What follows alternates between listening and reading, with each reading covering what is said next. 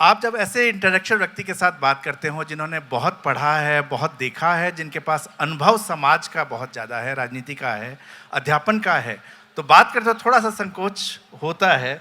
लेकिन मैं कोशिश रहेगी सर कि हम बहुत सारे मुद्दों के ऊपर, उन मुद्दों पे जिनसे हम और आप, हमारी ज़िंदगी रोज़ प्रभावित होती है, उनकी बात करें। लेकिन मुद्दों से पहले सर, जब बातचीत में चला कि मैं मिथिला क्षेत्र से आता हूँ और सर भी मिथिला क्षेत्र से आते हैं, और हम मैथिल लोग खाने के जो है बड़े शौकीन होते हैं, और आप इंदौर वाले भी बहुत होते हैं। लेकिन इस पर कई बार डिबेट होती है कि कौन ज़्यादा खा सकता है। तो हमारे मैथिलों में भोजन होने के बाद 100 रसगुल्ला जो है बड़े आराम से खाता है। सर, आप खा पाते हैं 100 रसगुल्ला? नहीं, अब तक उस विधा में कोई कामयाबी हासिल नहीं हुई है। हालांकि मैं कई ऐसे लोगों को जानता हूं जो ऐसा करते हैं। मैंने कोशिश भी नहीं की कभी। हमारे यहाँ एक किस्सा है कि भोजन पूरा हो गया था, कई किलो मटन खाने के बाद, रसगुल्ले खाने के बाद कहा गया कि भाई अभी आप 10 रसगुल्ला और खा लीजिएगा ना तो 5,000 रुपया आपका। तो वो भाई पेट फटने की स्थिति में, पर बोले भरार में जाएंगे। भरार क्या होता है, हमारे यहाँ जब भोज होता है तो भोज में वहाँ सारा सामान वहीं रखा होता है खाने का। वो भरार में गए, वापस आए, बोले खा लेंगे। खा लिया तो व्यक्ति थोड़ा हार गए, दिया। बोले बाकी सब ठीक है, बताइए भरार में जाके आपने क्या किया? बोले भरार में जाकर हमने खा के चेक किया, हम खा पाएंगे कि नहीं खा पाएंगे। तो देखिए, टक्कर में हम मैथिल लोग कम नहीं आप लोगों से। तो हम मुद्दे पे आते हैं। सर, आपका जो पूरा एकेडमिशियन की तरह हम आपको जानते हैं, और हमारे देश में राजनीति को प्रोफेशन माना ही नहीं जाता एकेडमिशियंस का। मतलब कोई भी ऐसा प्रोफेशन जो व्हाइट कॉलर जॉब है, उसको कहीं भी हम इसके साथ नहीं जोड़ते। तो आपका अध्यापन से राजनीति का जो सफ़र है, ये कैसे हुआ? आप तो मेरी बायोग्राफी लिखवा रहे हैं। मैं ये इन सारी चीज़ों को मैंने सोचा था। सबसे पहले तो मैं इंदौर, आप सभी साथियों का शुक्रिया बहुत बहुत। कम शहर बचे हैं, कम ऐसी जगहें बची हैं जहां खुल के बात हो सके, और इतनी गर्माहट के साथ। मैं कचौड़ी वाली गर्माहट की बात नहीं कर रहा, आम तौर पे जो गर्माहट के साथ आप सब इकट्ठा होते हैं। एक छोटा सा वाकया कह करके, विद्यार्थी जीवन में जुड़ाव हुआ एक वामपंथी संगठन से। और आप तो जानते हैं कि कम उम्र में लगभग हर आदमी के अंदर एक वामपंथी कीड़ा होता है। लोगों को लगता है दुनिया कल ही बदल देनी चाहिए, अगर संभव हो तो आज शाम तक बदल देनी चाहिए। तो मैं भी उसी ख्याल का था कि कल क्यों, शाम तक ही बदल दें। तो उसमें शामिल हुआ। फिर पढ़ाई भी साथ साथ चलती रही। रिकॉर्ड भी हो रहा है ना, मेरे बाबूजी सुन लेंगे, मुझको डर इसी बात का है। तो मेरे पिता को कहीं से पता चल गया कि ये पटना में राजनीति भी करता है। तो उन्होंने 20 रुपये मनी ऑर्डर मुझको भेजे, जिसका तात्पर्य था कि तुम ट्रेन पकड़ के वापस आ जाओ। बहरहाल मैं ट्रेन पकड़ के वापस गया। मैंने माफ़ी मांगी कि अब ऐसा कतई नहीं होगा। बस मैंने काम क्या किया कि छद्म नाम एक रख लिया। तो मैं लिखता रहा फिर भी, लेकिन नाम मनोज नहीं रखता था, कुछ और रख लेता था। तो उनको पता नहीं चला। इस तरह से चीज़ें बढ़ती बढ़ती फिर मैं दिल्ली आ गया। दिल्ली में नौकरी शुरू हो गई। जॉब टीचिंग की बहुत कम एज में मिल गई, तो शुरुआत कर ली। पॉलिटिक्स, मेन स्ट्रीम पॉलिटिक्स जो हम समझते हैं, उससे मेरा ताल्लुक कई वर्षों तक नहीं रहा। बीच में कुछ घटनाएं इस देश में हुई, उसमें आंदोलित भी हुआ, उसमें गया। अन्ना आंदोलन नहीं, मैं दूसरे आंदोलनों की बात कर रहा हूँ। मैं गया। एक बार मैं गुजरात जा रहा था उसी काम के सिलसिले में। एक महिला जो गुजरात की थी लेकिन इंग्लैंड में रहती थी, उसने कहा आप लोग जो ये करते हो इसको लिखते कहाँ हो? तो मैंने कहा जर्नल में। तो बोला कितने लोग पढ़ते होंगे जर्नल को? तो मैंने कहा 500, 700, 1000। तो बोले 1000 लोगों को समझाने के लिए इतनी मेहनत कर रहे हो, लाखों को समझाओ, करोड़ों तक बात पहुंचे। तब मुझे ये ख्याल आया कि एक दखल होना चाहिए। फिर एक दिन मुझे अपने दल के नेता से मुलाकात हुई, उन्होंने कहा, और मैंने काम शुरू कर दिया। और उसके बाद करीब 4 वर्ष पूर्व मैं राज्यसभा का सदस्य इलेक्टेड हुआ बिहार से। लेकिन मैं अभी भी आपके यहाँ आने से पहले मैंने विश्वविद्यालय में अपनी क्लास ली और क्लास लेने के बाद मैंने फ्लाइट पकड़ी और फिर मैं यहाँ आया। तो ऐसा नहीं है कि अध्यापन बनाम राजनीति हुआ, अध्यापन है। और काश कि मैं तस्वीरें दिखा पाता आज मेरे स्टूडेंट्स। मेरी सबसे बड़ी ऊर्जा वो लोग हैं, मेरी सबसे बड़ी ऊर्जा आप जैसे लोग हैं जिनके साथ बातचीत करता हूँ। और पार्लियामेंट में टाइम होता है 5 मिनट, 7 मिनट, 8 मिनट, आपके साथ तकरीबन मुझको 45 मिनट है। तो ये लग्जरी है, इस लग्जरी में मज़ा आता है और बातचीत होती है। और मैं समझता हूँ कि यही अगर मैं नटशेल में बोलूँ तो मेरी एक छोटी सी यात्रा रही। ये जीवनी जो छपेगी उसका एक्सर्प्ट है, पूरी जीवनी के लिए अभी हमें इंतजार करना पड़ेगा। सर, अब पार्लियामेंट की बात कर रहे थे, क्योंकि आप पॉलिटिशियन ऐसे नहीं है जो जिसको हम हार्डकोर पॉलिटिशियन मानते हैं। तो बाहर से हम सब जो यहाँ जितने बैठे होंगे सबको लगता होगा टॉम एंड जेरी की तरह लड़ाई झगड़ा करते हैं नेता एक दूसरे से, अलग अलग पार्टी के, इसके ऊपर कुछ कहा, उसके ऊपर कुछ कहा। फिर कभी कभी कोई ऐसी तस्वीर आती है कि लगता है कि क्या चल रहा है ये। वाकई अंदर वैसा ही कुछ माहौल है? आपको जाके कैसा लगा अंदर की अंदर वैसे ही झगड़ रहे हैं? मैं जब 3 अप्रैल 2018 को मैंने शपथ ली, वो चुनाव से पहले का वर्ष था। बड़ी गर्मी थी सदन के अंदर, पक्ष और विपक्ष बिल्कुल तलवार लेके एक दूसरे के समक्ष।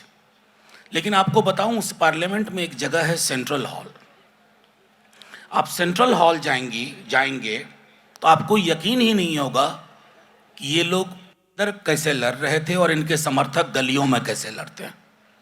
बड़ी बड़ी पार्टियां एक दूसरे के साथ, बड़े बड़े नेता बड़ी आराम से गलबैयां डाल के बात करते हैं। अपने दल के मुकाबले दूसरे दल के सांसदों के साथ ज़्यादा वक्त बिताते हैं। आशय ये भी है कि ये जो लंबी लकीरें हमने पक्ष और विपक्ष के बीच में, दलों के बीच में, अपने गलियों में, अपने गांव में, अपने शहरों में खींच रखे हैं, वो हमारी गलती है। जिनकी वजह से वो लकीरें हमने खींची हैं, उनके बीच में कोई लकीर नहीं है। चुनाव लड़ते हैं एक दूसरे के खिलाफ, लेकिन एक दूसरे का काम भी बड़ी आसानी से करवाते हैं एक दूसरे का।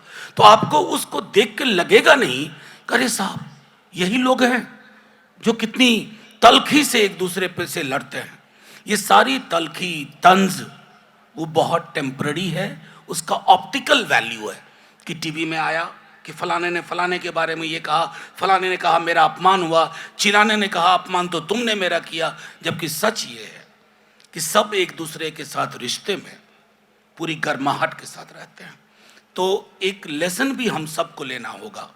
मैं एज एन इनसाइडर आपसे बता रहा हूँ, ये जो सारा विभाजन है ये फिक्शनल है, और ये विभाजन लोगों को सूट करता है, चाहे किसी भी पॉलिटिकल पार्टी के हों। As young man and women, your job should be to just do away with divisions.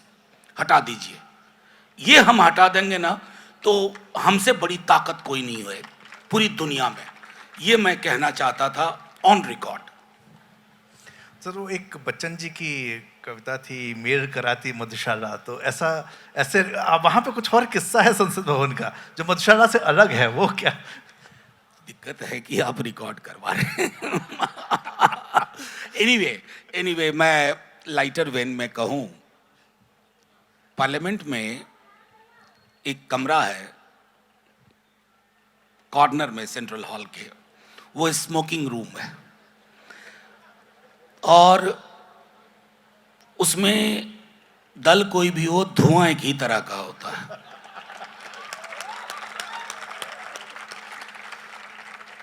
और वो अद्भुत कोना है। हाल में मैंने एक मंत्री जी से एक बिल पे बातचीत के दौरान कहा कि देखिए, मैं आपका विरोध इसलिए भी कम कर रहा हूं कि हम लोग एक कोने में अक्सर मिला करते हैं। तो एक सज्जन हमारे भाजपा के मित्र खड़े हुए, वो कौन सा कोना है उन्होंने मुझसे पूछा। मैंने कहा चलिए आपको भी ले चलता हूं। मैं कहने का मतलब ये है, मैं उस कमरे का एक इतिहास भी बताऊं, क्योंकि उस इतिहास का इंदौर से रिश्ता है। सुमित्रा ताई जब स्पीकर बनी तो उन्होंने कहा ये कमरा नहीं रहना चाहिए, उन्होंने वो कमरा बंद करवा दिया। का आप यकीन करेंगे, भाजपा, कांग्रेस, कम्युनिस्ट पार्टी के नाम नहीं लूंगा, धरने पे बैठ गए सबके सब कि ये कमरा खुलवाओ। और सुबह से शाम का धरना, शाम को फिर धुएं वाला कमरा धुआं धुआं हो गया। तो ये कुछ ऐसी हकीकत है जो हम अखबारों के माध्यम से नहीं समझते। टेलीविजन ये नहीं दिखाता, क्योंकि टेलीविजन की जो नुमाइश होती है शाम 5:30 से लेकर के 11:30 तक, वो नुमाइश घृणा और वैमनस्य की नुमाइश होती है। तो उसमें कहाँ धुएं की बात होगी। बस, थैंक यू। सर, आपने विचारधारा की बात की थी, हालांकि अंदर चाहे जैसे भी हो, लेकिन जब पार्टीज़ की बात आती है, आइडियोलॉजिकली सभी पार्टीज़ डिफरेंट आइडिया के साथ आती हैं। एक समय में जनता दल बहुत स्ट्रांग था, लेकिन जनता दल वो दिल की तरह हो गया कि कई टुकड़े हुए, कोई यहाँ गिरा कोई वहाँ गिरा करके क्षेत्रीय दल बहुत बने। आइडियोलॉजिकली अगर हम देखें तो अधिकांश इन क्षेत्रीय दलों का आइडिया समाजवाद का था। समाजवाद की बात से शुरू हुआ, समाज के पिछड़े वर्ग को आगे लाने की बात शुरू हुई, और उस राज्य विशेष की बात को लेकिन उन्होंने, चाहे किसी भी राज्य में हम बात करें, लेकिन एक समय के बाद मुझे ये नज़र आने लगा, ये मेरा अपना ऑब्जर्वेशन है, हो सकता है कुछ और का भी हो, एक जाति का प्रभुत्व उन पार्टीज में बढ़ने लगा। वो पूरे के पूरे बहुजन समाज को, उस दलित समाज का प्रतिनिधित्व नहीं करते, वो एक जाति का प्रभाव बढ़ता है, और जिस तरह की शिकायत को लेकर शुरुआत हुई थी, ये वापस वहीं पर आ गया है। तो ये जात और तोड़ने का प्रयास भी नहीं दिखता है। जब बहुत आरोप लगता है तो मैं एक माफ़ी चाहते हुए कहूँगा कि फिर ऐसे समय में होता है कि एक ऐसा चेहरा जो विद्वान हो, जो किसी अन्य जाति का हो, उसको कहीं न कहीं पार्टी में लिया जाता है। तो इस तरह की चीज़ें पार्टीज़ की तरफ से दिखते। तो आप क्या देख रहे हैं कि ये पॉलिटिकल ये कंपल्शन है कि इसी तरह से चलेगा, या जाति का प्रभाव हम यहाँ पर तोड़ पाएंगे पार्टीज के अंदर, पार्टी जिस मुद्दे के लिए बनी वही मुद्दा रहे? एक बात, मैं जब विचारधारा की बात हम करते हैं ना, एक बात हमें सबको ध्यान रखना चाहिए स्पष्ट तौर पर, कि एकमात्र विचारधारा जिससे हम सब गाइडेड होते हैं वो है संविधान और संविधान की प्रस्तावना। अब अपनी प्रस्तावना पढ़िए, कार्ल मार्क्स के कम्युनिस्ट मैनिफेस्टो से कम रेडिकल नहीं है, बहुत रेडिकल है। अब ये जो दलों के अंदर इन विसंगतियों को देख रहे हैं, चाहे कोई भी दल हो, उसकी सबसे बड़ी चिंता जो मुझे एक व्यक्ति के रूप में है कि दल कोई भी हो पूंजी के गिरफ्त में है। मैं पूंजी को सबसे बड़ा खतरा मानता हूं डेमोक्रेसी के लिए। मैं अपनी बात कहता हूं आपसे, अगर आज मुझे कोई कहे लोकसभा चुनाव लड़ लो, मैं हाथ जोड़ लूंगा। मैं नहीं लड़ सकता, मेरे पास उस तरह की राशि नहीं है, वो राशि छोटी मोटी नहीं होती है। तो जब तक आपके पॉलिटिकल डोर्स पूंजी के इशारे पे खुला करेंगे, तब तक हर दल में विसंगतियां रहेंगी, चरित्र ए हो या चरित्र बी हो। अब आइए कुछ दल, इतिहास अगर आप इंडिया की पॉलिटिकल हिस्ट्री देखें तो अलग अलग फेज हैं। कांग्रेस के डोमिनेंस का फेज था। 67 में लोहिया जी ने गैर कांग्रेसवाद का नारा दिया, यहां तक कहा कि जिंदा कौमें 5 साल क्यों इंतजार करेंगी, प्रतिरोध लगातार होना चाहिए। कुछ जगह विपक्ष की, उस समय कांग्रेस के विपक्ष की सरकारें बनी। फिर 77 आया, 77 जेपी की देन थी, एक पार्टी का जन्म हुआ। वो पार्टी शैशव काल में ही मृत हो गई, दुनिया से चली गई। फिर कांग्रेस की वापसी होती है, और उसके तत्पश्चात जनता पार्टी के हिस्से जनता दल के रूप में वो जन्म लेते हैं, वीपी सिंह जन मोर्चा से निकलते हुए। वो दौर सामाजिक न्याय का भी दौर था, और सामाजिक न्याय में इसलिए मैं कह रहा हूं कि उस वक्त में वो न्यू लिबरल इकोनॉमिक्स के आने से पहले का दौर था, नव उदारवाद के आने से पहले का दौर था। तो उसमें उस दौर के जो व्याकरण थे सत्ता के, उनसे निपटना सबसे बड़ी चुनौती थी, और कमोबेश हर दल ने उस चुनौती का सामना किया, बेहतर किया। लेकिन उसके बाद उस विरासत को जो समृद्धि मिलनी चाहिए थी, वो समृद्धि नहीं मिली। तो उसके लिए किसी एक को हम दोष नहीं देंगे, हम सब दोषी हैं। और मैं अक्सर ये देखता हूं, आज ही अपने स्टूडेंट से बात कर रहा था, हम लोगों का दोष कम है क्या? मेरा, आपका, सबका। हमारे चयन का आधार क्या होता है? मैं एक बार किसी से मैंने कहा कि चुनाव लड़ूं, मैं बहुत पहले की बात कर रहा हूँ, 8-10 साल पहले। तो बोला कि 2 गाड़ी से प्रचार में निकलोगे तो कोई वोट ही नहीं देगा, कहेगा ये तो कमजोर कैंडिडेट है। तो मेरी कमजोरी कैसे आंकी जा रही है संसाधन से, मेरी कमजोरी कैसे आंकी जा रही है कि मैं हर बूथ के लिए 20,000 रुपया नहीं दे सकता। जब तक ये व्यवस्थाएं कायम रहेंगी, विसंगतियों का जन्म होता रहेगा, तब तक आप पहचान के मुद्दों पर ही लड़ते झगड़ते रहेंगे और पहचान भी संकुचित होती जाएगी। यही देश है ना। मैं पंडित नेहरू को आदर्श मानता हूं। पंडित जवाहरलाल नेहरू ने कई विसंगतियों को अपनी टीम के साथ रोक दिया। वो कलेवर इंदिरा जी में नहीं था, वो कलेवर उनके बाद के लोगों में नहीं था। क्योंकि देखो, लंबे कद के जो लंबे मिजाज के जो लोग होते हैं ना, उनकी समझ बौनी नहीं होती है। तो दिक्कत क्या है कि हम बौनी समझ के लोगों के इर्द गिर्द घिर गए हैं। और इसलिए एक समाजशास्त्र में एक फिलॉसफी है, उसको हम कहते हैं फॉक्स लायन थियरी, कि जो फॉक्स हैं वो लायन जो है रूल कर रहे हैं। फॉक्स जो है इंतजार में है कि कब लायन चूक जाए तो वो फॉक्स जाके फिर लायन बन जाता है, लायन फॉक्स बन जाता है। तो ये सर्कुलेशन ऑफ इलीट हो रहा है। हम में से कोई इस मुगालते में ना रहे कि जन कल्याणकारी योजनाओं और प्रतिबद्धताओं की इस देश में जीत हो रही है। नेहरू की मौत के बाद इस देश की पूरी राजनीति सिमट के रह गई, आत्म केंद्रित हो गई। और आत्म केंद्रित राजनीति सामूहिकता का कभी भला नहीं कर सकती। आत्म केंद्रित होना आत्ममुग्धता को जन्म देता है। आत्ममुग्धता का जन्म हुआ तो आपको आईने में सिर्फ आप ही आप चाहिए, या तो आप ही आप चाहिए या आप जैसा आप चाहिए। आम आदमी पार्टी पर कोई टिप्पणी नहीं की है मैंने। तो ये मैं कहूंगा कि इस आपके प्रश्न में बहुत दम है, लेकिन ये एक ट्रांजिशन फेज भी है हमारी पॉलिटिक्स का। और दिक्कत ये है कि हमें इंतजार सिर्फ नहीं करना है। और एक और चीज आग्रह करूंगा इंदौर के दोस्तों, हम सब ने एक आदत डाल ली है कि हम एक मसीहा की खोज में रहते हैं और सोचते हैं कि ये वाला चूक रहा है तो नए वाले को चुन लो। ना, मसीहाई से भला नहीं होगा। हम सबको अपने अपने लिए, एक दूसरे के लिए मसीहा बनना है, number 1।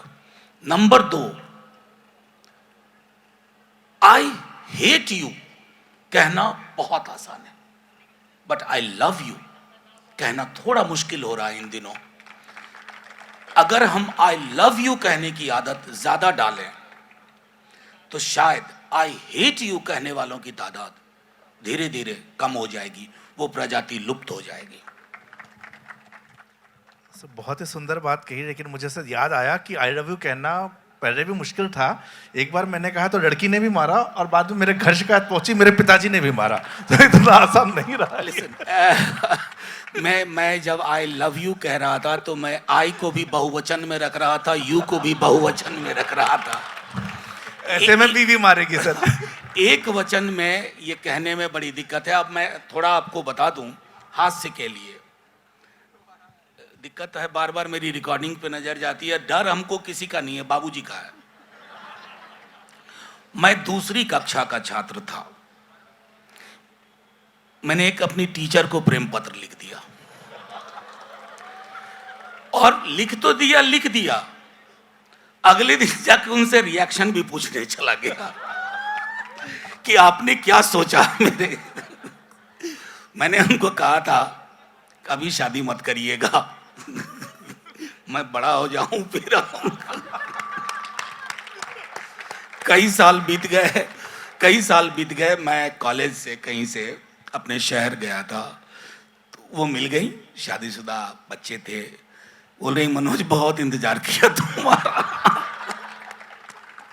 Anyway, so my intent was, मैं ये कहना चाह रहा था कि आप हम लोग अपने आसपास देख लें। मैं अक्सर देखता हूँ, आप छोड़िए दुनिया की चीज, ये जो सुबह 6 बजे से फोन टनटनाना शुरू करता है 8, साढ़े 8, 9 बजे तक, जिसमें हर व्यक्ति आपको ज्ञान दे रहा होता है व्हाट्सएप में। इसने भी बड़ा नुकसान किया है। अब जो व्यक्ति आपको ज्ञान दे रहा है वो बता रहा है कि नेहरू ने कैसे अपने कपड़े धुलवाए थे फ्रांस से। किसी के पास कितना पैसा होगा तो फ्रांस से जाके कपड़ा काहे धुलवाएगा भाई। लेकिन है, ऐसे मानने वालों की तादाद है। तो मैं ये भी आग्रह करूंगा कि व्हाट्सएप भी जो है हमें आई लव यू कहने से रोकता है, घृणा के क्षण ज्यादा देता है, और उन पर पाबंदियां, सेल्फ पाबंदी, कोई सेंसर बोर्ड वाली नहीं जरूरी है। मैं सर की बात में यही ऐड करूंगा कि अगर आप किसी असली यूनिवर्सिटी में पढ़ें तो आपको ऐसे प्रोफेसर्स मिलेंगे, व्हाट्सएप यूनिवर्सिटी ना पढ़ें। जी सर, एक आपने फॉक्स और लायन की जब बात की, जातिवाद हमारे देश में सदियों से रहा, कारण उसके जो भी हों उस डिटेल में ना जाएं, लेकिन अब अवेयरनेस हो रही है, जातिवाद का विरोध होना शुरू हुआ। और जातिवाद का विरोध जो है सिर्फ दलितों ने नहीं किया, ब्राह्मणों, और जब मैं ब्राह्मण कह रहा हूँ तो सिर्फ ब्राह्मण की बात नहीं कर रहा हूँ, वो सभी सवर्ण जातियाँ जिनको इसमें माना जाता है, इन्होंने भी किया, दोनों तरफ से हुआ, लेकिन मानसिकता अभी भी है। इन दिनों में जब हम देखते हैं, जब राजनीतिक तौर पे जातियों का इस्तेमाल हो रहा है, जातिवाद का विरोध जो है मूल रूप से जाति का विरोध होने लगा। और पॉलिटिकली मैं बिल्कुल भी करेक्ट होने का प्रयास नहीं करूंगा यहाँ पर। कुछ दिनों पहले एक सोशल मीडिया पे चल रहा था कि ब्राह्मणों भारत छोड़ो, उसके रिएक्शन में भी किसी ने लिखा कि हाँ हम तो छोड़ देंगे, तुम कहाँ जाओगे। तो इस तरह की बातें सोशल मीडिया पर चलती, लेकिन यही बातें छोटी छोटी ऊपर बढ़ती चली जाती हैं। जातिवाद का विरोध जहाँ था, मेरी अंडरस्टैंडिंग है कि हम इंक्लूजन की बात कर रहे हैं, हम एक व्यक्ति को व्यक्ति के तौर पे देख रहे हैं। अगर मैं इसको एक दूसरे उदाहरण से दूं, महिला अपराधों में कानून बने, लेकिन साथ ही साथ अब जैसे शिक्षित हम होते हैं, अपने घर में लड़कों को सिखाने का प्रयास करते हैं कि तुम्हें किस तरह से बर्ताव करना है, सिर्फ कानून नहीं, एज ए ह्यूमन हम कैसे चेंज हो रहे हैं।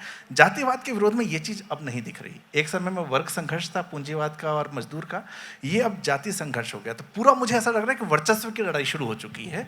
ये लड़ाई जाति के खिलाफ नहीं, मेरी जाति कैसे यहाँ मजबूत रहे। एक बहुत अच्छा सवाल है। मैं लेकिन उससे पहले आखिरी हिस्सा लूं कि हम बच्चों को समझाते हैं, परिवारों को देख लीजिए, वो लड़के को कैसे समझाते हैं और लड़कियों को कैसे समझाते हैं, फर्क समझ में आ जाएगा।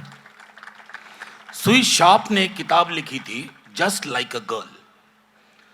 मेरी दो बेटी है, मैं आपको बता रहा हूं, दो बेटी है, पढ़े लिखे मेरे माता पिता, दोनों विश्वविद्यालय में शिक्षक। मेरे पढ़े लिखे दोस्त पूछेंगे, अच्छा मनोज फैमिली में कौन कौन है? मैं कहूँ दो बेटी है। अच्छा दो बेटी है। ये रिएक्शन कितना कॉमन है, और कई लोग अपोलॉजेटिक हो जाते हैं इस रिएक्शन को। ये फर्क मिटा नहीं है, ये फर्क नहीं मिटेगा तो बहुत सारी चीजें मुश्किल होगी। एक महिला दिवस मनाने लेने से कुछ हासिल नहीं होगा। दूसरी बात मैं कहना चाहता हूं, जातिगत प्रश्नों पे गोलबंदी और जातिवाद दो अलग चीज है। कई दफा, आप कितनी उम्र है आपकी? 44, 44। आप मुझसे 11 बरस छोटे हैं। मैं आपसे सिर्फ ये कहना चाहता हूं कि 10 बरस पूर्व भी ये देश था। जेएनयू में कभी लिखा गया था ब्राह्मणों भारत छोड़ो? ये विसंगतियां, ये रिएक्शंस क्यों हो रहे हैं हमारे समाज में? क्योंकि हमारी समाज की बुनियाद घृणा पे चली गई है। हम अदरिंग हमारी जुबान में देखिए, अक्सर हम बोलते हैं हम ऐसे हैं, वो ऐसे हैं। ये जो हम वो के बीच की दीवारें बढ़ती जा रही हैं, तो ये सिर्फ धर्म तक महदूद नहीं रहती है, ये जातियों में भी चली जाती है। हम वो, वी दे, हमारी पूरी की पूरी वोकैबुलरी इससे भरी पड़ी है। मान लीजिए कोई शासक आया, उसने बहुत नुकसान किया, अपने बीच की एक लड़की या लड़का जो मैटर ऑफ फेथ में उससे, उस शासक से मिलती जुलती या मिलता जुलता उसका फेथ हो, उसका धर्म हो, क्या उसके गुनाह की सजा उसे दी जाए? मैं ये सवाल आपसे पूछ रहा हूं, क्या उसके गुनाह की सजा उसे दी जाए? मुझे जवाब चाहिए। दी जाए या ना दी जाए? थोड़ा जोर से बोलिए। ये मेरा व्यक्तिगत प्रश्न नहीं था, मैं सिर्फ ये इसलिए कह रहा हूं, उस वजह से कई विसंगतियों का जन्म हो रहा है। हमने नफरत की दीवारें खड़ी कर दी हैं, और वो दीवारें पाटी नहीं जाएंगी आसानी से। सरकारें बदलेंगी, हर सरकार इन दीवारों को बरकरार रखेगी, क्योंकि पता है कि दीवारें वोट दिला रही हैं। जब तक इस व्याकरण को नहीं बदलेंगे, वही विसंगति अब जाति के रूप में आ रही है। आप देख लीजिए ट्विटर या फेसबुक, मतलब जिन लोगों की जातियां मुझे नहीं पता थी, अब तो भगवानों की जातियां ढूंढ ढूंढ के बता रहे हैं। हम तो कम से कम समझते थे भगवान जाति से ऊपर है, तो जातियों में भगवान को भी बांट दिया। ये मेरी जाति का भगवान है, ये उसकी जाति का भगवान है। तो इंसानों को बांटा, भगवान को भी बांट दिया। अब बची है गेहूं, धान। कहिए कि ये मुसलमान वाला गेहूं है, ये हिंदू वाला गेहूं है, ये धान उसका वाला है, ये दलित का धान है, ये सवर्ण का धान है। ये जो बंटवारा है, ये हमारी जुबान का हिस्सा हो गया, नैसर्गिक पक्ष हो गया। अब किसी को कोई मतलब, मैं सोच के आया था कि मैं फिल्म पे नहीं बोलूंगा, खास करके इंदौर में, क्योंकि एक तो मध्य प्रदेश इंडिया का हृदय है, भारत का, और मैं मानता हूं कि मध्य प्रदेश का हृदय इंदौर है। मैंने देखा कि कई मंत्री जी हैं, अपने विभाग में उनकी कितनी दिलचस्पी है मुझको नहीं पता, लेकिन रंग और ढंग में उनकी दिलचस्पी बहुत है। कुछ काम, जैसे मैं फिल्म देखता हूं, मैं लेकिन फिल्म का जानकार नहीं हूं। अभी सईद अख्तर मिर्जा जी से मुलाकात हुई थी, उन्होंने किताब लिखी है, उनकी फिल्म मैंने देखी थी नसीम, सलीम लंगड़े पे मत लो, अल्बर्ट पिंटो को गुस्सा क्यों आता है, अरविंद देसाई की अजीब दास्तां। उनके एक दोस्त हैं कुंदन शाह, उन्होंने उसके लिए मेमोरी में किताब लिखी। कुंदन शाह गुजरात के थे, सईद मिर्जा अमीर घर से थे रिलेटिवली, कुंदन शाह गुजरात के थे। दंगे के बाद आए, बोले सईद मिर्जा से कि यार और तो कोई कुछ कहे ना कहे, मैं माफी मांगता हूं तुमसे। ये समझे नहीं किस बात की। बोले कोई तो और बोलेगा नहीं, तो मैं पूरे गुजरात और पूरे हिंदू समाज की ओर से तुमसे माफी मांगता हूं। इस देश में बड़े पैमाने पर करोड़ों सईद मिर्जा और करोड़ों कुंदन शाह चाहिए। जब तक इस देश में करोड़ों कुंदन शाह और सईद मिर्जा नहीं होंगे, हम 5 ट्रिलियन डॉलर की इकोनॉमी बन जाएंगे, लेकिन हमारी नींव कमजोर रहेगी, और कमजोर नींव पे कभी बुलंद इमारत नहीं बनती है, छोटे से भूकंप में ढह जाती है। ये मेरा आशय था। ये जो मवाद मजहब से निकला वो जातियों तक पहुंचा, लेकिन एक ऑप्टिमिस्ट की तरह मैं कहता हूं, हर विचारधारा, हर दौर का एक एक्सपायरी डेट होता है। वो आज होगा, कल होगा, मेरी जिंदगी में होगा, नहीं होगा, लेकिन हिंदुस्तान के मिजाज के अनुरूप अगर हिंदुस्तान को बने रहना है तो वो एक्सपायरी डेट जल्द होगा। आप एक बेहतर व्यवस्था बनाएंगे। ये जो बच्चे हैं यहां बैठे हुए, इनके लिए कौन सा देश छोड़ के जा रहे हैं हम? बचपन से जब ये बढ़ रहे होंगे, इन्होंने भी सपने देखे होंगे। अगर सपने नाइटमेयर में तब्दील हो रहे हैं, तो आवश्यकता है गौर करें कि हमारी प्राथमिकताएं क्या हैं, हम किस दिशा में चल रहे हैं। और कोर्स करेक्शन बुरी बात नहीं है। उल्टे पांव की यात्रा से किसी देश का भला नहीं हुआ। फर्ज कीजिए कि आपको मैं कहूं उल्टा चल के दिखाइए, आप गिर पड़िएगा। सीधे चलने में दिक्कतें भी आती हैं, तो बैरियर आपको दिखता है, उल्टे में कुछ नहीं दिखता। हम उल्टे पांव की यात्रा पे चल पड़े, इससे पहले कि देर हो जाए हमें रुकना होगा।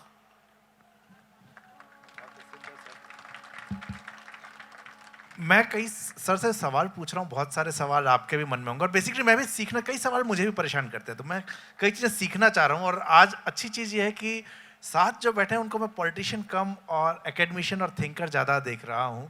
तो सर, कास्ट वाली बात पे आपने बात की, लेकिन मेरे मन में अभी भी कई डाउट हैं। आरक्षण की डिमांड होती रही, रिजर्वेशन एक बड़े अच्छे ऑब्जेक्टिव के साथ स्टार्ट हुआ कि जो दबा रहा उसको आगे बढ़ाया जाए, ऊपर बढ़ाया जाए। मेरा अनुभव ये है कि रिजर्वेशन का जो लाभ मिला वो उसको मिला जो कि पहले से ही मजबूत था। आर्थिक रूप से सक्षम था, उनके पास चीज़ें थी, संसाधन थे, और उन संसाधनों के साथ रिजर्वेशन के सहायता से वो और आगे बढ़े, राजनीतिक रूप से भी मजबूत हो गए। बल्कि बहुत सारे क्षेत्रों में हम देखेंगे कि राजस्थान में हाल में, जैसे मैं वहाँ पर थोड़ा एक्टिव रहता हूँ, तो कुछ जातियों के साथ तो सिर्फ कोई नहीं चाहता सीएम इनका बने, क्योंकि उनकी दबंगई अलग चलती है, और ये दबंगई जो है ये हर किसी को त्रस्त किए हुए है। सिस्टम जो हमने बनाया था जिसमें ऊपर की जाति नीचे की जाति की, तो उन्होंने डिसाइड कर लिया कि ये हमसे ऊपर वाले, इनको तो हम रेल बना के रखेंगे, नीचे वाले जो है तो नीचे वाले ही हैं, उनको दबा के रखेंगे। तो ओवरऑल जो बेनिफिट है वो बेनिफिट हुआ नहीं। जो फाइट थी कि आर्थिक राजनीतिक रूप से ये मजबूत हो, वो अभी भी नहीं हुआ है। मैं बांसवाड़ा बहुत रिसेंट गया था, बांसवाड़ा में मैं देखता हूँ कि भील कम्युनिटी को जो है वो रिजर्वेशन का लाभ ही नहीं मिला। उनके यहाँ जो एजुकेशन है, सोसाइटी के ही कुछ लोग प्रयास कर रहे हैं कि किस तरह से पढ़ा सकें, आगे बढ़ें, और ये स्थिति बिहार में भी हमें दिखती है।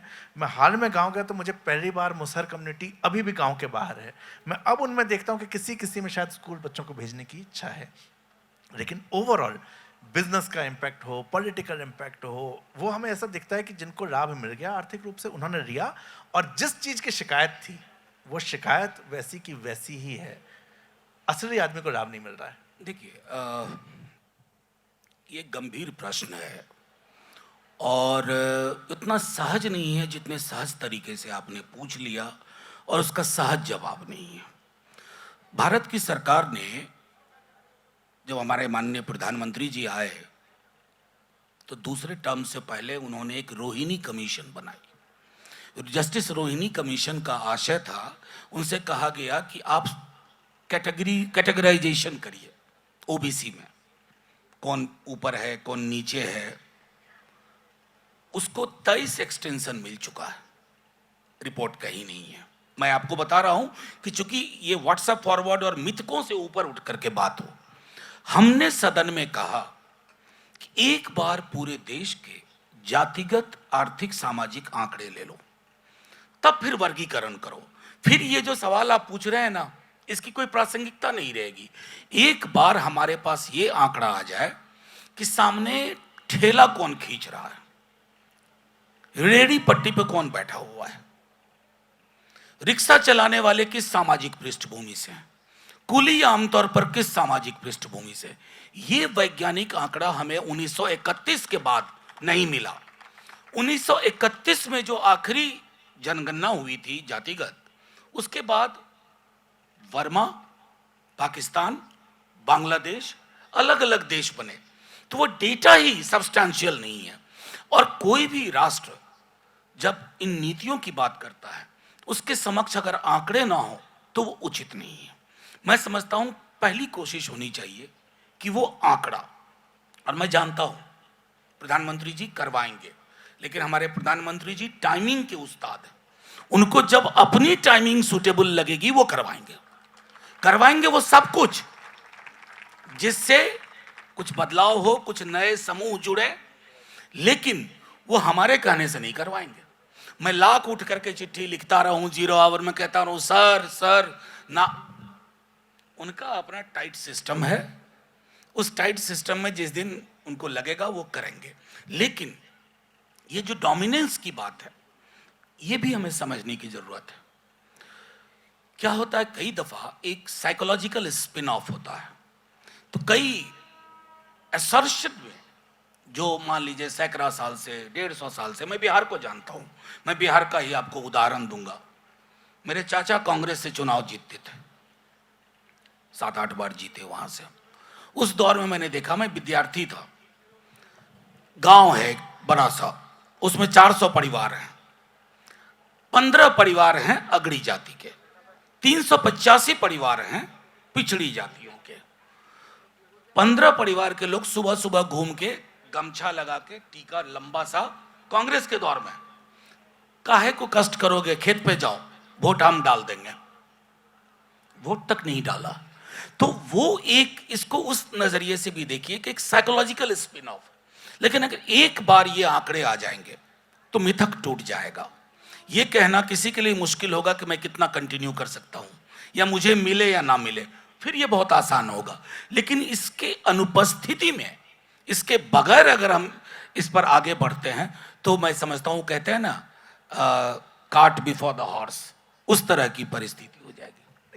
इस सिचुएशन में अगर हम देखें, आपने उदाहरण दिया जैसे ठेले लगाने वाले की बात करते हैं या कुर्री की बात करते हैं, नॉर्मली हम मान लेते हैं कि ये पिछड़े तबके से हैं, लेकिन पिछड़ा तबका क्या सिर्फ जाति के आधार पर है? एक बात बहुत बार चलती रही इकोनॉमिक वीकर सेक्शन की, अभी तो उनकी रिजर्वेशन की बात हो रही है, तो क्या फिर जाति को साइड करके इकोनॉमिक बेस पे, क्योंकि जिसके पास संसाधन ही नहीं है वो आगे कैसे बढ़ेगा? मैं ये बहुत, चूंकि आप लोगों में से कुछ लोगों ने तालियां भी बजाई हैं, तो मैं इसका जवाब देना चाहता हूं। और मेरा जवाब संविधान से है, मेरे मन से नहीं है। संविधान में 2 आर्टिकल हैं, article 15, article 16, clause 4, clause 4। Article 15 clause 4, article 16 clause 4। Constituent assembly की डिबेट में जब इन 2 आर्टिकल्स का निर्माण हो रहा था, तो फोकस था socially and educationally backward classes. It never spoke of economically backward classes. Number 1, मैं मानता हूं कि अगड़ी जातियों में भी गरीबी है, मेरा कोई इनकार नहीं है, लेकिन जाति की वजह से गरीबी है या गरीबी में वो जातियां हैं, ये फर्क। जाति की वजह से गरीबी नहीं है, गरीबी कई कारणों से, उन कारणों का निदान राज्य को करना चाहिए। खैर, अब ये सेटल्ड इशू है, सुप्रीम कोर्ट ने कह दिया। लेकिन अब डिमांड ये उठ रही है कि एक बालाजी जजमेंट और इंदिरा साहनी जजमेंट, जिससे सीलिंग थी 50% की, तो मंडल कमीशन के पास 52% की आबादी थी ओबीसी की, लेकिन उन्होंने 27 से ही अग्री किया सरकार के साथ, क्योंकि सीलिंग को क्रॉस नहीं करना था। लेकिन अब जब सीलिंग टूट गई है, सुप्रीम कोर्ट ने कहा सीलिंग फिक्शनल था, कोई मतलब नहीं है, तो फिर ये डिमांड उठेगी। क्योंकि देखिए, आबादियों को अपने सबलीकरण का ये तरीका एक नजर आता। हालांकि मैं ये कहूं कि रिजर्वेशन एक तरह से बहुत सिस्टमैटिकली इस देश से खत्म किया जा रहा है। रिजर्वेशन कहां होता है? 15 और 16 आर्टिकल कहता है पब्लिक एम्प्लॉयमेंट। कितनी पब्लिक एम्प्लॉयमेंट जनरेट हो रही है? यहां यंग बॉयज एंड गर्ल्स हैं। हमारे जमाने में एक पत्रिका आती थी, एम्प्लॉयमेंट न्यूज, हम लोग गौर से पढ़ते थे, कहां नौकरी निकली। आपने शायद उसका नाम भी नहीं सुना होगा, वो छपती है कि नहीं छपती है मुझे नहीं पता। ये फर्क आया है, और ये फर्क आना हम में से किसी के लिए अच्छा नहीं है। देखिए, इस पर बहुत संवेदनशील होकर जरूरत है। मैंने सदन में एक कहानी सुनाई थी, और मैं वह कहानी सुना रहा हूं। मैं जानता हूं, मैंने सदन में कहा था कि अधिकांश कहानियां बचपने से जो हमने पढ़ी, वो शुरू होती थी एक गरीब ब्राह्मण था। हमने कभी कहानी नहीं सुनी कि एक गरीब कुम्हार था, एक गरीब लोहार था। तो ये जो मिथ परपेचुएट होते हैं, मैंने कहा गरीबी है, लेकिन उसका कारण संभवतः जाति नहीं है, अन्य आर्थिक कारक है। दूसरा एक मैं कहता हूं, हमारे सैनिटेशन कर्मचारी, सफाई कर्मचारी, अभी भी मैंने सदन में सवाल पूछा, 96%, 96% sanitation workers are from the Dalit community. तो हमने तो वो रिजर्व कर दिया उनके लिए। क्या एक सभ्य देश को इस बात की चिंता ना हो कि सीवर में उतरने वाला उसी जाति का क्यों होता है? ये कष्ट देगी हम में से किसी को, कई को कंफर्ट जोन को चोट पहुंचाती है। लेकिन मैं आपसे कहता हूं, हर दिन एक मौत होती है सीवर में, और उस मौत के पीछे उसकी जाति होती है, क्योंकि उस जाति में ही वो नौकरी उपलब्ध है। मायावती जी के टाइम में उत्तर प्रदेश में कहा गया कि दूसरी जाति के लोग भी आ सकते हैं। 15-16 हजार की तनख्वाह हुई। तो वही दबंग जो आप कह रहे हैं, उन्होंने नौकरियां अपने नाम कराई और 5,000 में उस जाति के लोग से काम करवा लिए, 10,000 अपनी जेब में। तो ये जो मानसिक अवस्था और व्यवस्था का प्रश्न है, वो सब भी इसके पीछे है। बहुत ही आई ओपनिंग बहुत सारी चीज़ें थी, आई एम श्योर आप लोगों के लिए भी होगी। और सर, जो पिछड़ेपन की बात हो रही है, और हम 2 बिहार के लोग स्टेज पे हैं, तो कोई हमसे सवाल जरूर पूछ लेगा कि आप दोनों बिहार की बात नहीं की, दुनिया की बात कर रही है। मेरे को गांव में ना कई बार एक मतलब भैंस पर बैठा आदमी घूम रहा है, बच्चा उसका जो है खेत में वो चारा काट रहा है, और वो बताता है कि सुन रहे हो, सबसे ज़्यादा आईएएस हम देते हैं। तो आईएएस बिहार दे रहा है कि मुखर्जी नगर दे रहा है? नालंदा यूनिवर्सिटी जिस स्टेट में थी, उस स्टेट में पार्टी कोई भी रही हुई हो, हम एक सिस्टमेटिक तरीके से देखते हैं कि एजुकेशन को बर्बाद किया गया। दरभंगा एक समय में द्वारबंग से दरभंगा बना, बंगाल जो है एजुकेशन के लिए माना जाता है, वो वहाँ आकर पढ़ा करते थे। लेकिन सिस्टमेटिकली बिहार पूरी तरह से बर्बाद हुआ, और पॉलिटिकली मुझे कहीं भी वो नहीं नजर आता। नहीं। इच्छा तो नकल का पर्याय बन चुका है, वो इमेज हम कहाँ चेंज करते हैं? बिल्कुल सही कह रहे हैं, वो दर्द हमारा भी है, कईयों का है। लेकिन मैं एक बात बताऊं, बहुत लोगों को यह लगेगा कि चौंकेंगे भी। मैं बिहार की बदहाली के लिए 47 से लेकर अब तक की सारी सरकारों को रिस्पॉन्सिबल मानता हूं। सारी सरकार, ब्रिटिश औपनिवेशिक काल में जितनी रेलवे लाइनें बिछाई जाती थी, मजदूर बिहार से जाते थे। और बिहार को लेकर के लोगों का नजरिया ये हो गया ना कि लेबर सप्लाई स्टेट है। हमारे ट्रेनों के नाम देख लीजिए आप, श्रम शक्ति। हम श्रमिक पहुंचाते हैं अलग अलग राज्यों में, आपके भी राज्य में पहुंचाते हैं। और ये हमारी नियति मान के रख लिया गया कि ये डेस्टिनी है बिहारी की, कि वो तेलंगाना जाएगा, पंजाब जाएगा, पहले कलकत्ता जाता था। आप कभी बिहार में गांव में जाकर के लोकल फोक सॉन्ग्स देखिए। कलकत्ता को महिलाएं सौतन समझती थी, क्योंकि वो उनके हस्बैंड को खा जाता था, मतलब वो वहां गया तो वहीं रह गया। एक जमाने में बर्मा के लिए ये बात थी, अभी दिल्ली और पंजाब के लिए। मैं मानता हूं 47 से लेके अब तक आप एलोकेशन का पैटर्न देखिए, कुछ ना करिए, फिस्कल एलोकेशन। बिहार को हमेशा ये मान के बिहार को ट्रेन दे दो। अरे साहब, ट्रेन नहीं चाहिए, हर घर में इंजन चाहिए कि लोग अपनी जिंदगी बेहतर कर पाए।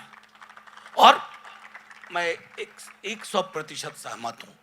बिहार को हम लोगों ने एक इलेक्टोरल स्टेट मान के रख लिया, जहां लोग 40 लोकसभा की सीट तय करते हैं, 243 विधानसभा की सीट तय करते हैं। एजुकेशन, लोग ब्लेम करेंगे सोशल जस्टिस की पार्टी को। मैं उससे पहले बिहार छोड़ा था, उस समय में कांग्रेस की गवर्नमेंट थी, सेशन लेट चल रहा था, पढ़ाई नहीं होती थी।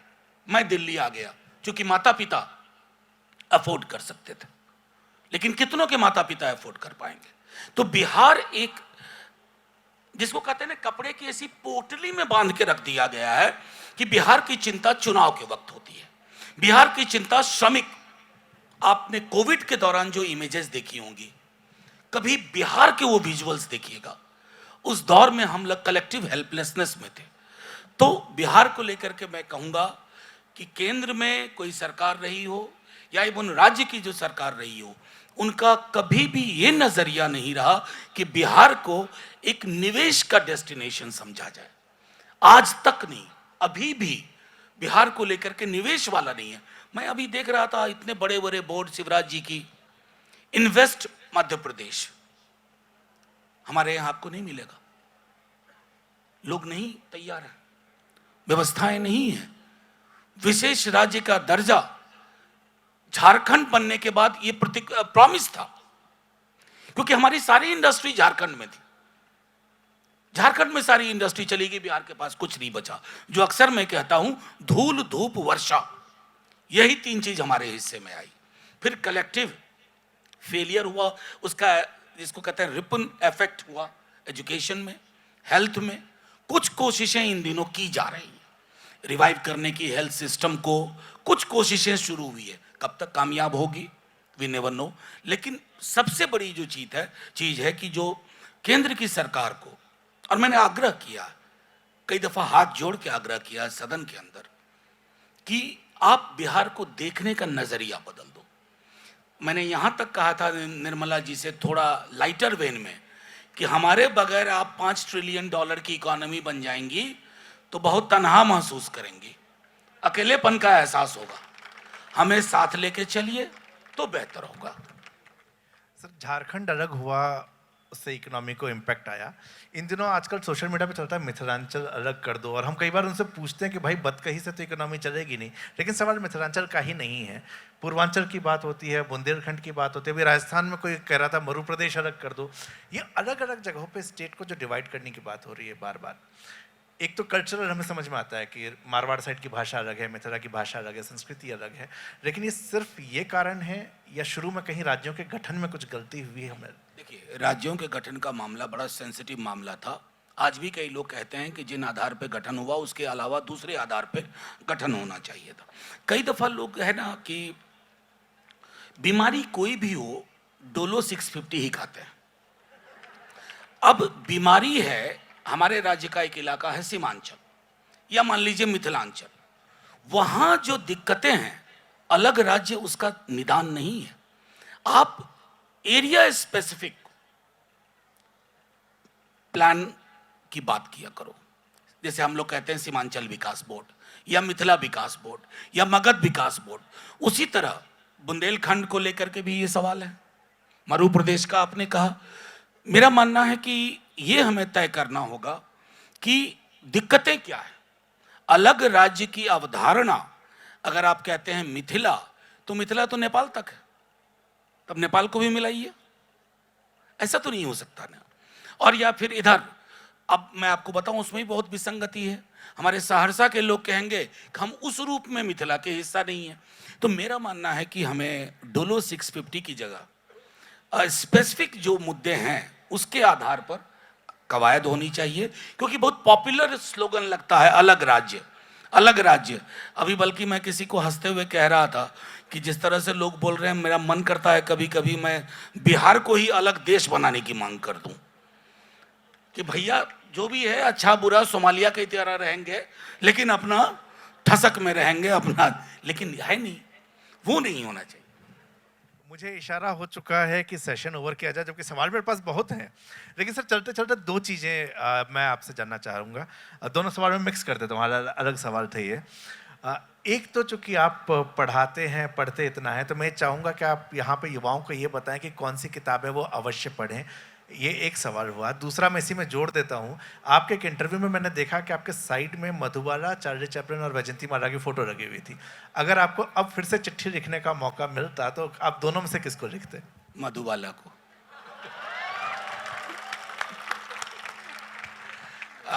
किताबों के बारे में अगर देखिए, आपने बड़े मुश्किल में डाल दिया। मेरी दुनिया किताबों की दुनिया है।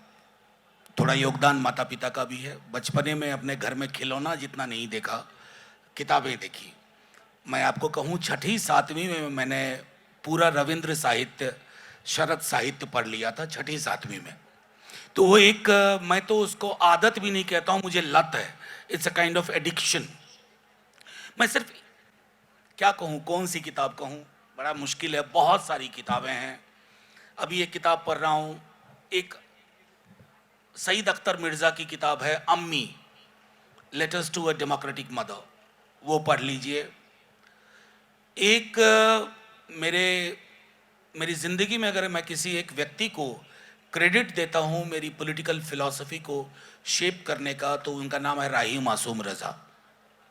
आप लोग, कई लोग जानते होंगे, वो महाभारत के स्क्रिप्ट राइटर थे जो टेलीविज़न पे आया था, लेकिन उनकी प्रसिद्धि महाभारत से नहीं है। उन्होंने किताब लिखी आधा गांव, पार्टीशन पे, बंटवारे पे, टोपी शुक्ला, कटरबी आरजू, सीन 75, गाजीपुर के रहने वाले थे राही मासूम रज़ा। उनको पढ़िए, आपको लगेगा कि हिंदुस्तान क्यों इतना खूबसूरत देश है और क्यों हिंदुस्तान की तामीर वही होनी चाहिए थी जो बापू नेहरू दे के गए हैं। हिंदुस्तान की तामीर, उसके नक्शे में, उसके मिजाज में थोड़ा भी बदलाव होगा ना, तो जहां कहीं बापू होंगे या बाबा साहब होंगे या नेहरू होंगे, वो ये जरूर कहेंगे कि हम तुम्हें क्या सौंप आए थे, तुमने इसे क्या बना दिया। थैंक यू, जय हिंद। बहुत बहुत धन्यवाद सर। मेरे को काफ़ी सीखने को मिला, मुझे उम्मीद है आप लोगों को मिला होगा। यस और नो? ग्रेट। सो बहुत बहुत धन्यवाद। और सर ने जो बात कही, मैं उस बात में सिर्फ यही आपको कहूँगा, किताबें ज़रूर पढ़िए, यहाँ पर जो है खाने के स्टॉल तो हैं लेकिन किताबों के भी स्टॉल हैं। खाने के स्टॉल पे भीड़ ज़्यादा दिखती है, किताबों पे नहीं दिखती है। और जो हमने सारी चर्चा की, ये सारी चर्चा करने के बाद जो अपनी दुनिया को, अपने देश को, अपने लोगों को समझना है, ये किताबें आपको बहुत मदद करेंगी। तो बुक स्टॉल्स हैं, यहाँ पर विजिट कीजिए, किताबें अपनी पसंद की खरीदिए। मेरी किताबें भी हैं वहाँ पर, आप वो भी ले सकते हैं। तो वहाँ पर जरूर विजिट करें और किताबें लें। नवीन, एक मिनट, मैं कई जगहों पे गया हूँ और मैं आपको इस बात के लिए I wish to thank you. मैंने बहुत सक्रिय आई बॉल्स देखे, बहुत धन्यवाद आपका, ऐसे ही बने रहिए। देखिए, भिन्नताएं बहुत होंगी, मतभेद भी होगा, लेकिन अगर हमने संवाद करना बंद कर दिया, हमने उसको किनारा करने की कोशिश की, हम सब किनारे हो जाएंगे, will not achieve anything. Thank you, जय हिंद।